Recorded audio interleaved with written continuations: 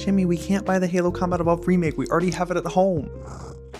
They're remaking Combat Evolved again for the third, fourth time, so let's talk about why. There's a really great interview with the director of the Combat Evolved remake on Polygon. I highly recommend you go check it out. But one of the main things they talk about in the interview is that Halo Studios is transitioning from their in-house Slipspace engine to Unreal Engine 5, and that's what this game is being developed in. And so I think the real story behind the Combat Evolved remake is actually maybe a little bit more boring, but I think it's really interesting because it's about the workflows of game developers and how they learn new tools. Like, if you're a painter, it's so much easier when you get new tools to paint something that you've already done to see how the tools compare to one another rather than trying to paint an entirely new portrait. One other really important piece of switching to Unreal Engine as well is that it is so ubiquitous across the industry. Like, so many studios are using it now that it makes onboarding new talent a lot easier because they already have some familiarity with the tools versus having to teach them how to use an entirely new engine that is in-house to Halo Studios. There were a lot of people online that were hoping for a Halo 3 remake, and I kind of was too, but I actually think it makes a lot of sense for them to redo Combat Evolved. I think from a storytelling standpoint, if you were to go back and play the Halo Combat Evolved remake from 2011 and Halo 3 back to back, you would see that Halo 3 has much better cinematics. It has a much clearer story. I think it just holds up a lot better. Whereas with the Combat Evolved remake, I think the textures, well, even though they're updated, the cinematics themselves are really dated and it's a little hard to follow along with, and it feels kind of crappy. So I think for Halo Studios, this is a really good reset, especially after the rocky post-launch of Halo Infinite, to go back to the basics and say, what do we need to make a really good Halo game? And they're actually apparently bringing back legacy features, which is crazy to even call this a legacy feature, but couch co-op, which has always been a staple of Halo games until they've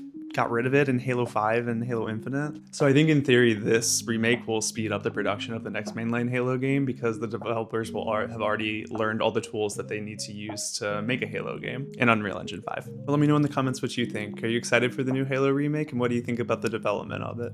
And don't forget to like and follow for more game reviews, recs, and discussions.